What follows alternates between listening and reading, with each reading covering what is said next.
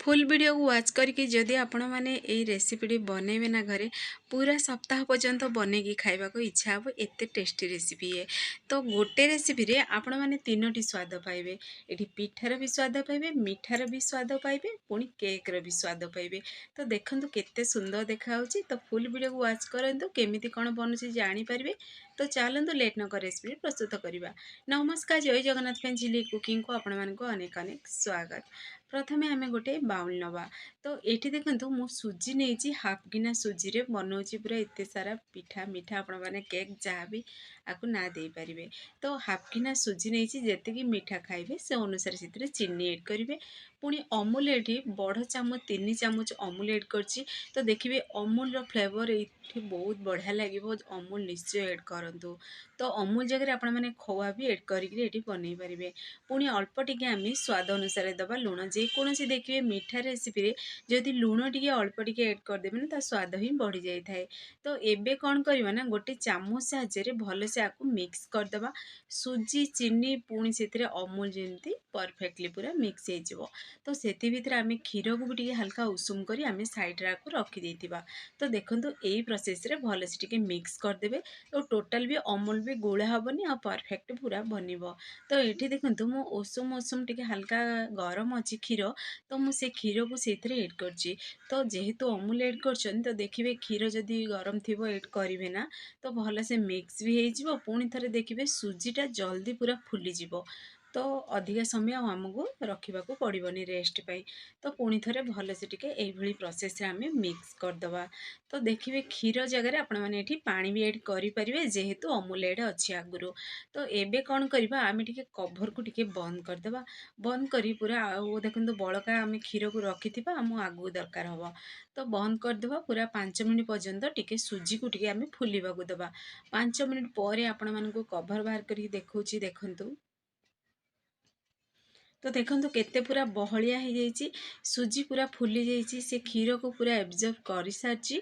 तो एबे कौन करवा ये आम एड करदे 2 चामच अटा एड करवा। अटा बदल में आपण मैंने मैदा भी एड करें। तो आपण मानक जहाँ भी ये फ्लेवर पसंद मैदा हो कि अटा हो आपण मैंने करें। तो पुणी थे भल से आपको टिके मिक्स करदे। ध्यान देवे जमी गुला न बनब। तो ये प्रोसेस रे मिक्स करेंगे। यही प्रोसेस रे आपण मैंने चाहिए छेना भी ये एड करें। तो बहुत बढ़िया टेस्टी लगे। चाहिए नड़िया भी ये एड करें। नड़िया कोरिकी एड करें नड़िया पाउडर भी एड करें आउ टे जदि टेस्ट बढ़ाया को चाहूँगी। तो पुणी थे भल से आम मिक्स भी हो सारा। तो अल्प टिके आम से एड करवा हाफ चामच गोटे छोट चामच पुणी से बेकिंग सोडा एड करवा। तो बेकिंग सोडा ये पूरा पूरी ऑप्शनल अच्छी। आपण मैंने रेस्ट रखिकी भी आपको आपण मैंने बनई पारे बेकिंग सोडा को ये स्किप करी। तो जेहेतु मु संगे संगे बनाऊँगी टी जमी बेटरटा पूरा फुल आउ देखिए पूरा स्मूथली बनब से अल्प टिके बेकिंग सोडा एड कर पूरा पूरी ऑप्शनल अच्छी। आपण मैंने चाहिए एड करेंगे ना स्किप भी करेंगे केवल किसी समय रखिक बनई पारे आपको। तो पुणी थे आम बेकिंग सोडा एड कर सारा पर अल्प टिके क्षीर जो रखी से क्षीर को एड कर भल से मिक्स करदे। तो देखो बेटरटी ये बनवा दरकार। अधिक पतला जमी न हो अधिक जमी बहलिया न हो ये पूरा बेटर बनइबे जमीती आपण मैंने केक बनाऊँ। तो देखिए जेहेतु ये आमर केक रे भी स्वाद आसो बहुत बढ़िया टेस्टी लगे। तो फटाफट आपण मैंने केक बनई खाईपर जदि आपण मानक बनवाई विरक्त लगुच अधिका टाइम जदि लगुच यही प्रोसेस रे केक बनई भी खाईपर। तो एबे हमें अल्प टिके मु रिफाइन तेल नहीं गोटे पेन तेल गरम हवा दबा। तेल पूरा गरम हो सारा पर पुणी थे से बेटर को भल से मिक्स करदे। मिक्स कर सारा पर देखो यही प्रोसेस आम एड करवा से। तो देखो मुझे 2टी एड कली पिठा बा केक आपण मैंने जहाँ भी आपको कहींपारे। तो गोटे साइड टिके आम फ्राए हवा दबा। तो देखो बाहर पूरा क्रिस्पी होकर पूरा फुला फुला पिठा आमर देखा जाउची। तो एबे कौन करवा ना आम उल्टे दबा ताकू। तो देखो केते सुंदर पूरा कलर आसी आ पूरा ये देखिए छेना बा रसावली भी स्वाद आसो। तो देखो रसावली भली ही देखा जाउची बहुत बढ़िया टेस्टी भी बनी थिला। तो आपण मैंने घरे आपको निश्चय ट्राए करूँ। तो देखिए पिलाठू बड़ समस्ते पसंद करेंगे खास कर पिला मानक टिफिन बॉक्स रे भी आपण मैंने दे पारे।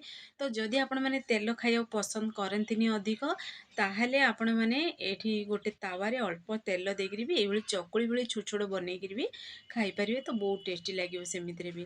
ତ ଦେଖନ୍ତୁ ଏଇଠି ଷ୍ଟେନର୍ ବା ଗୋଟେ ମୁଁ ଜାଲି ନେଇଛି।